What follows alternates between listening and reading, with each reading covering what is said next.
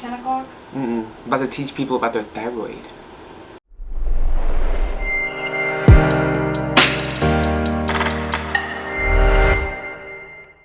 What is going on, guys? Welcome to the channel. I'm so excited. Today we're going to be talking about your thyroid. I think there's a lot of things that can be talked about here, a lot of things that can be kind of unveiled, and so I hope you stick around. If you don't mind, click that like button, hit the subscribe button, and share this with somebody that you think would benefit from this kind of video. Now, let me do a quick disclaimer. I am not a medical licensed doctor at all. We're not even going to be really talking about any kind of diagnosis here. I'm not going to be talking about hypothyroidism or hyperthyroidism.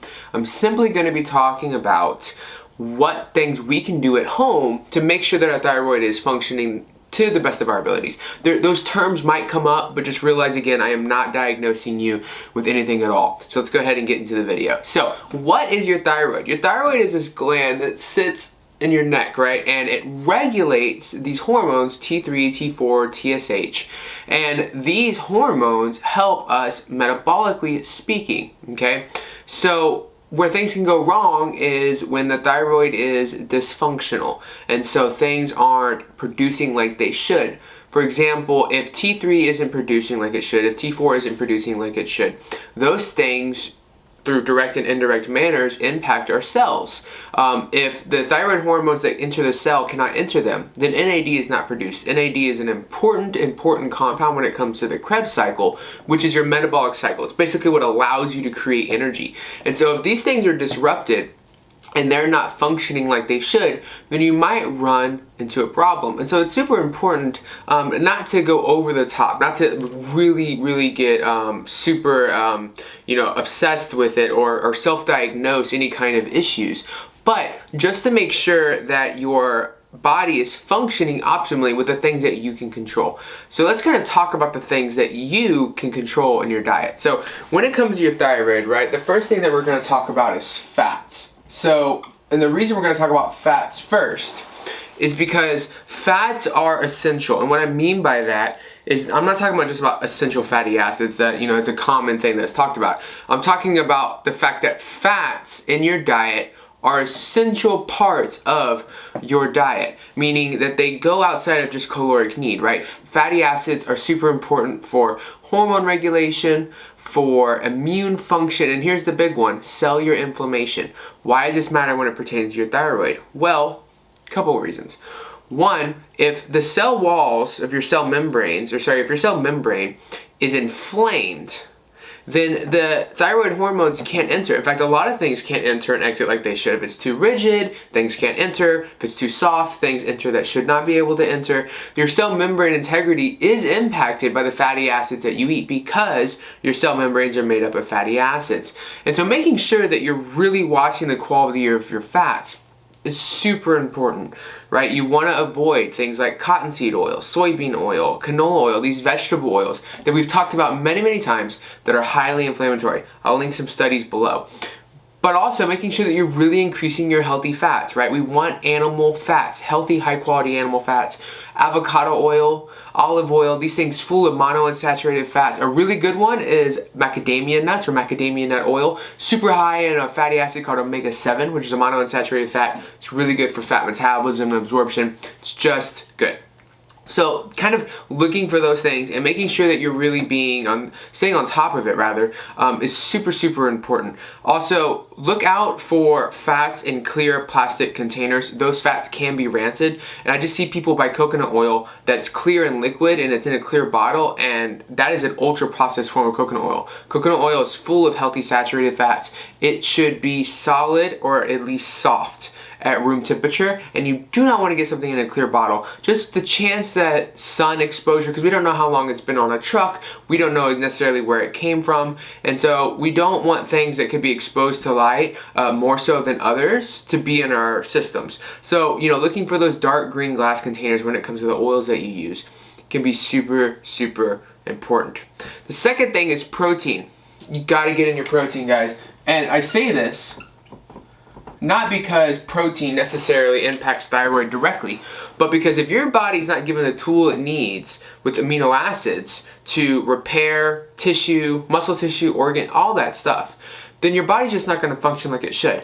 Plus, the fats and proteins above my head are both super important for caloric amounts. And when your calories are too low for too long, your body will downregulate thyroid hormone. Why? Because it's trying to conserve energy.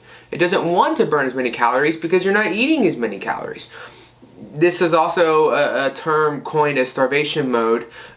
People talk about this a lot. I don't know if I would call it starvation mode, but I definitely think that there's metabolic adaptations that can happen, and the thyroid is impacted by that. So making sure that you're eating enough by getting in enough high quality fats and quality protein is super, super important. Okay, carbs. We need to talk about carbs. Now, people often find that when you go on keto, your T3 tends to come down. Thyroid hormones downregulate a little bit. This is due to a couple things. One, it's due to the fact that our body needs less NAD to make the Krebs cycle work in the cell when we're on keto. And the reason for that is because the ketone bodies and your fatty acids create more ATP than carbohydrates do. And so we just tend to use less of it, right? We just see like this kind of downregulation of thyroid. And for some people, it's not a bad thing. Some people have really, really high levels in their thyroid numbers, even if it's just high in terms of averages. It's not like hyperthyroidism or anything like that.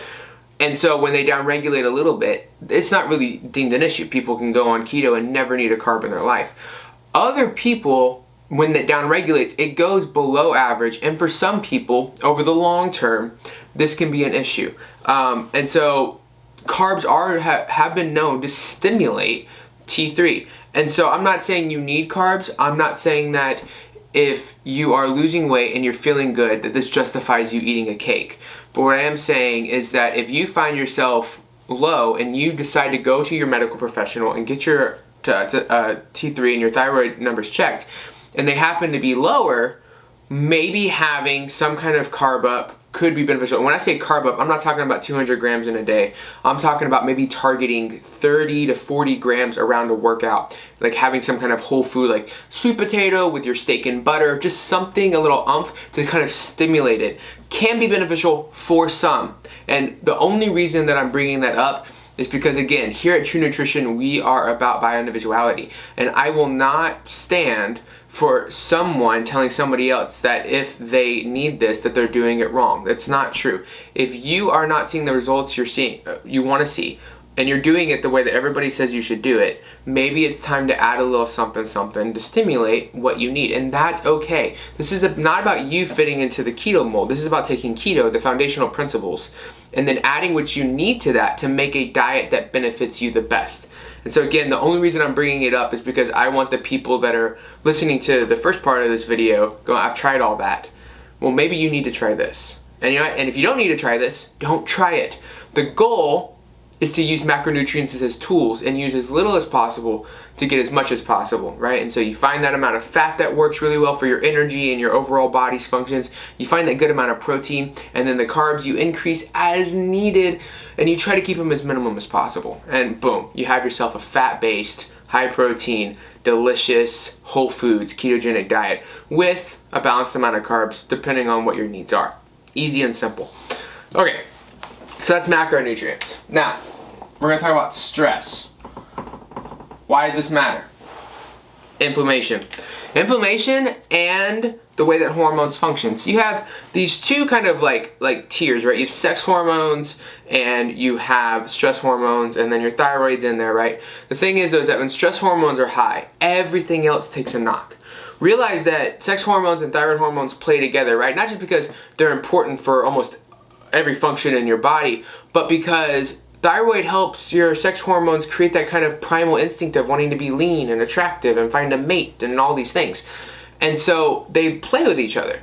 And when you're focused on stress, right, when you're running from that tiger, your body's much more interested in getting away from the tiger than necessarily making babies. And so those thyroid and sex hormones can take a hit, right? And so making sure that you're dealing with the tiger in your life is super important. This could be job stress, this could be family stress, this could be overtraining, this could be underfueling. So a lot of things. I go into Are You Metabolically Fit, that series, if you want to go check that out. That's on my page. Go to my playlist, go to Are You Metabolically Fit, check it out.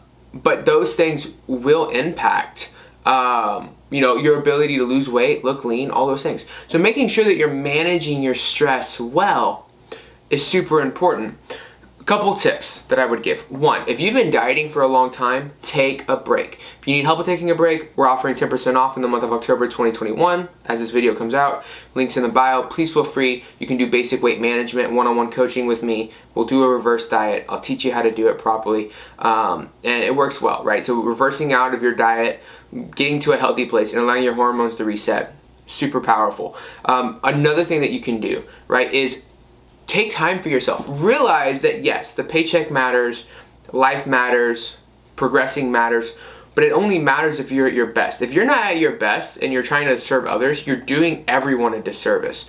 So taking that time to be at your best is important. How can you be at your best? Take time for yourself, right? Go for that walk in the morning. Go for that walk after work. Go for that walk right before bed. Take that time to relax and read your book. Make time for yourself. Make time for yourself. We always are focused on the thing that needs to get done now, and we realize that we neglect the things that might not be there tomorrow. So make sure that you're taking time for yourself, and realize that if you really want to be a service to the people around you and to the things that you want to do in life, you should be at your best, or you're doing everyone, including yourself, a disservice. The other thing you can do is have a proper sleep routine. Super important for regulating cortisol, guys. If you're waking up a couple times a night to go pee, that is not normal. It's common, but just because it's common doesn't mean it's normal. Usually, most of the time, this is a sign of adrenal dysfunction. Your cortisol's firing for no reason. Could be because you don't have a proper sleep routine. You're watching TV right before you go to bed. You're super stressed out. You're not taking time to decompress and kind of enter into what we call parasympathetic state, which is a relaxed state. And this can impact your body's ability to recover from the stresses of the day before. And if your cortisol's crazy at night and then you get up and you start another stressful day, we can start to see this cycle, right? So seeing how stress impacts your body's overall ability to function at its best is super important. But I think, honestly, if you make sure that your fats are good quality, your protein's good, your carbs are minimal but exactly what you need, and they're from a whole food source, and then you're managing your stress well, you're going to put yourself in a really good position to have a well-functioning thyroid, and it's going to help you better build your keto road. All right, guys, see you in the next one.